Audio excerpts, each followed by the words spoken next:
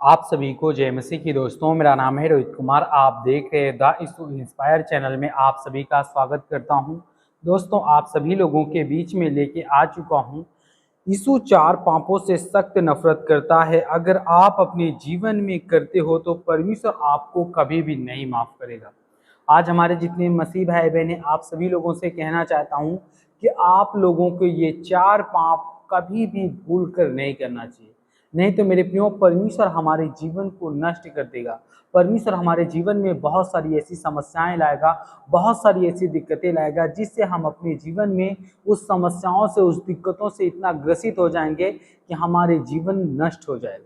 इसलिए मेरे प्रियो, परमेश्वर हमें संदेश देता है वचन के थ्रू कि हमें अपने जीवन में सतर्क होना है और हमें अपने जीवन में कुछ ऐसे पाप हैं जिन पापों को हमें भूल कर भी नहीं करना चाहिए। इन पापों से हमें इतना दूरी बना के रखना चाहिए, इतना दूरी बना के रखना चाहिए कि हम अपने जीवन में वो पाप से हम गुजर भी ना सकें। क्योंकि मेरे प्रियो, ये पाप एक ऐसे पाप हैं जो आज हमारे जीवन को ये बर्बाद करते हैं और हमारे जीवन में बहुत सारी समस्याएं लाते हैं। तो चलिए दोस्तों, सबसे पहले मैं पढ़ते हूँ। यहाँ पे लिखा हुआ है, आप कौन हैं? एक सच्चा मसीह है।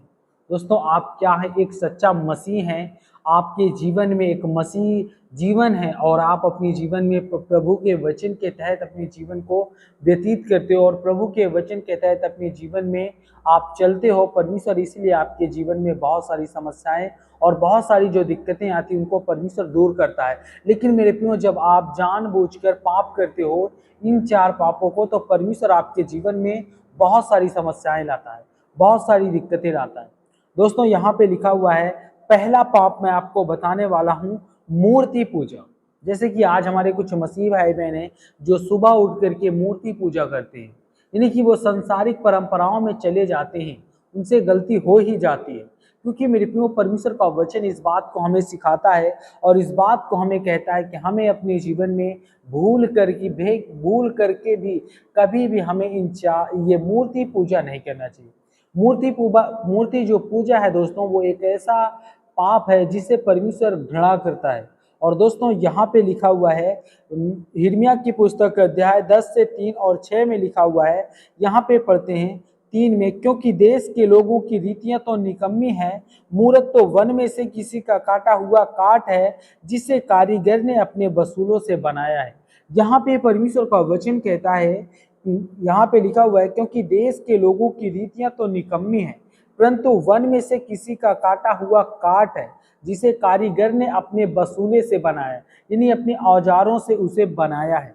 और दोस्तों, यहाँ पे लिखा हुआ है 4 में, लोग उसको सोने चांदी से सजाते हैं और हथौड़े से ठोक करके दृढ़ करते हैं, ताकि वह हिल और डुल ना सके। मेरे प्रियो, यहाँ पे परमेश्वर का वचन कहता है, लोग उसको क्या करते हैं? सोने चांदी से सजाते हैं और हथौड़े से कील ठोक कर उसको दृढ़ करते हैं, ताकि वो हिल और डुल ना सके। और यहाँ पे लिखा हुआ है 5वें में पढ़ते हैं, यहाँ पे लिखा हुआ, वो खरात के ताड़ के पेड़ समान गोल बनाई जाती है और पर बोल नहीं सकती, उसे उठाए फिरना पड़ता है, क्योंकि वह चल नहीं सकती। उनसे मत डरो, क्योंकि ना तो वो तुम्हारा भला करेगी और ना ही वो हमारा भला करेगी। यानी कि मेरे प्रियो, परमेश्वर का वचन कहता है कि ना तो वो हमारा कभी भी बुरा करेगी और ना ही हमारा वो कभी भला करेगी। उसके मंदिर पे या उसके कहीं भी आप सर पटक दो, लेकिन वो पाप को सुनने वाली नहीं है। ना ही वो आपकी कभी भला कर सकती है और ना ही वो आपकी कभी बुरा कर सकती है। और दोस्तों, यहाँ पे लिखा हुआ है 6वें में, हे यहोवा, तेरे समान कोई नहीं है, तू महान है और तेरा नाम पराक्रम में बड़ा है। यानी कि परमेश्वर का वचन कहता है, परमेश्वर हमें इस बात को कहता है कि हमें परमेश्वर से कहना चाहिए कि हे यहोवा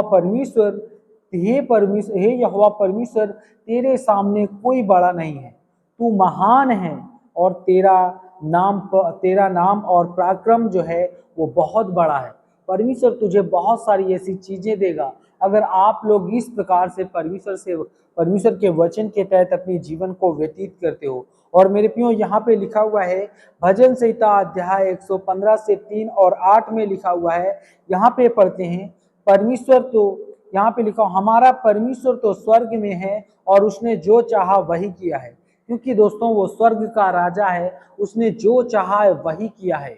हमारे जीवन में वो खुशी लाना चाहा है तो हमारे जीवन में खुशी आया है। अगर हमारे जीवन में दुख आ रहा है तो परमेश्वर हमारे जीवन में दुख ही देगा। दोस्तों यहाँ पे लिखा हुआ है 4 में, उन लोगों की मूरत सोने चांदी की होती तो है, वो मनुष्य के हाथ की बनाई होती है। यानी कि जो आज लोग मूर्ति पूजा करते हैं उनसे परमेश्वर कहता है कि उन लोगों की जो मूर्ति होती है वो सोने और चांदी की होती तो है, लेकिन उसको इंसान अपने हाथों से बनाता है। इंसान अपने हाथों से कील ठोक कर दृढ़ करके उसको बनाता है।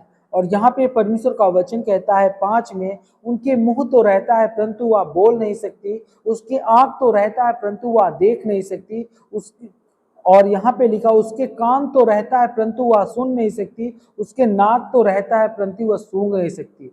यहाँ पे परमेश्वर का वचन कहता है उनके हाथ तो रहता है परंतु वह स्पर्श नहीं कर सकती, उनके पांव तो रहते हैं परंतु वह चल नहीं सकती, उसके कंठ तो रहता है परंतु वह बोल नहीं सकती। मेरे प्रियो, यहाँ पे परमेश्वर का वचन इस बात को हमें बताता है कि जैसे एक इंसान के पास, जैसे कि मेरे पास एक मुंह है तो उसी प्रकार उसके पास, मूर्त के भी पास एक मुंह है, और जितने भी मेरे अंग हैं उतने उस मूर्त के पास भी है, लेकिन मैं अपने अंगों को इस्तेमाल कर लेता हूँ, लेकिन मूर्त अपने जीवन में उस चीजों को नहीं इस्तेमाल कर पाती।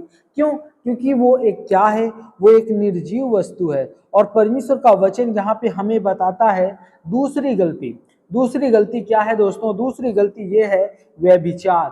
व्यभिचार क्या होता है? जो आज हमारे कुछ मसीह लोग होते हैं जो आज बहुत ही ज्यादा कंफ्यूज रहते हैं, व्यभिचार इतना बड़ा पाप कैसे हो सकता है।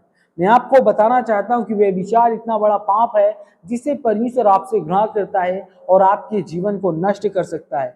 यहाँ पे लिखा हुआ है मत्ती की पुस्तक अध्याय 5 से 28 में लिखा हुआ है, परंतु मैं तुमसे यह कहता हूं कि जो कोई किसी स्त्री पर कुष्ठ दृष्टि डाले वह अपने मन में व्यभिचार कर चुका है। यहाँ पे परमेश्वर का वचन कहता है परंतु मैं तुमसे यह कहता हूं कि जो कोई किसी भी स्त्री पर कुष्ठ दृष्टि डाले तो समझो वो अपने मन में व्यभिचार कर चुका है।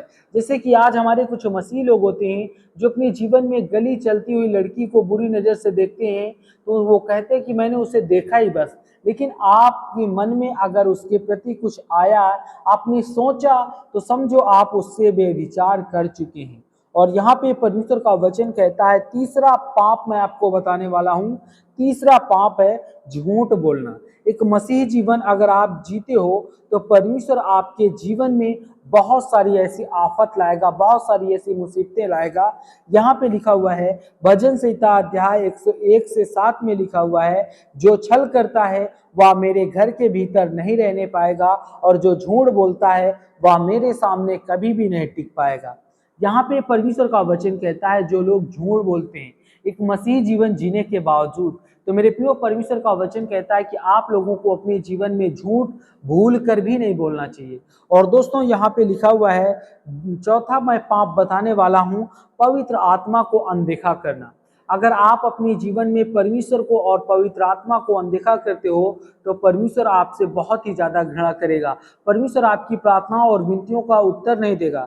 यहाँ पे परमेश्वर का वचन कहता है 7वें में, क्योंकि परमेश्वर ने हमें शुद्ध होने के लिए यहाँ पर बुलाया है, अशुद्ध होने के लिए नहीं।